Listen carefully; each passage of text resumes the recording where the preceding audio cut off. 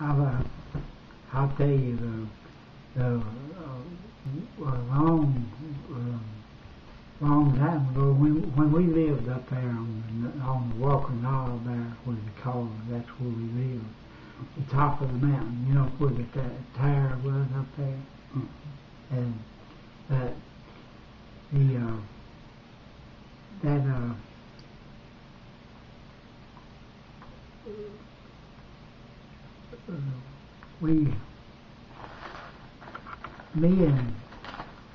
and Dan and Kenny was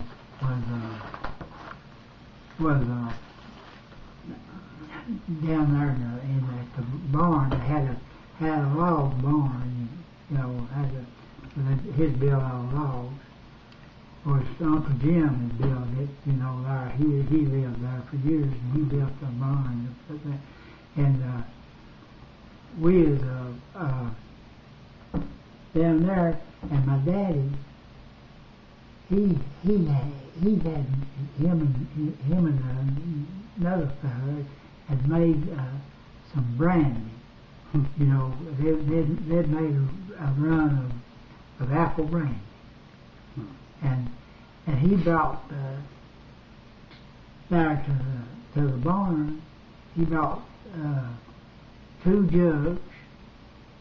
Them, you know them crop jugs. You know, got the handles on. That 5-gallon jug, a big 5-gallon jug, had them full of brandy. Yeah. And he brought them into the barn, in there to that log barn, and he put it in the gear, in the gear room, and I had a box in there, in the gear room had a box in there, I guess what to put feed in or something. But he set them down in there. Of course, we was watching him do all that stuff. Me and Chitty and Dan, we was down there after he left us. We was down there in the field out there, and we was going up there, and there's one of these iron weeds, you know, that you can cut them open and you can make a straw out of an iron weed. And Dan said, there's a good iron straw, or iron, you know, say iron weed. Said, we'll make us a quill out of that before we can get into that brandy. But give us a taste and see how it tastes. So he went and cut off one of them, you know,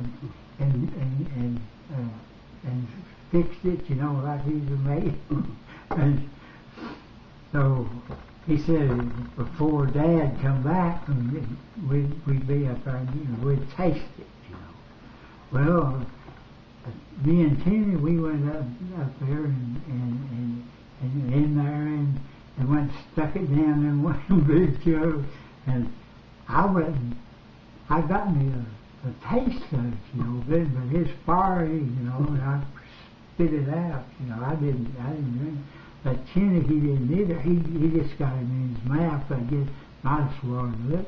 But Dan, he just took that weed up and he sucked. He sucked up a lot. And I mean, of course, he's older than me, and he's older than Kenny and me, and he sucked up a lot of that brandy. And then we put it out and just hurried to get away, you know, and got out and get back up to the house, and poor Mama ain't ever known anything back. So we got outside of the barn and started up towards the house. We got up through there, and there's a pear tree right there between the house and the barn, and it had these little sugar pears. You know, them little round sugar pears. And they said, let's knock us down some pears. And we got to throwing up there, and knocking down pears down. And Dan throwed up a rock in the air, and he throwed it up and he come straight back down and hit him in the head. And I mean cut a big place on his head. and the blood just went flowing everywhere. And I hollered for Mama at that house. So showing that Dan was hurt and come out here and hit me his head. I throw the rock up and come back and hit him in the head. She come down there and you know what? He just bleeding like a stuck on. And she was going to stop the blood and got started working on him. And he got sick and started vomiting. Yeah. He started vomiting. And she said, Lord have mercy, it's hurt. I forgot what he said. It killed him. Said he'll die. I said he busted his head. He said he's long, and he kept on going on about it. Said we'd have to get him to the doctor, and Dad wasn't there, and said we'd have to get him to the doctor. Said he's going to die, and she was trying to stop the blood and all. And me and Kenny told her, said it ain't exactly what hurt you the vomiting about. I said he's been drinking that brandy. So she calmed down a little bit and went to getting him fixed up, and he got better. He got better, and she bandaged him up, got the blood stopped.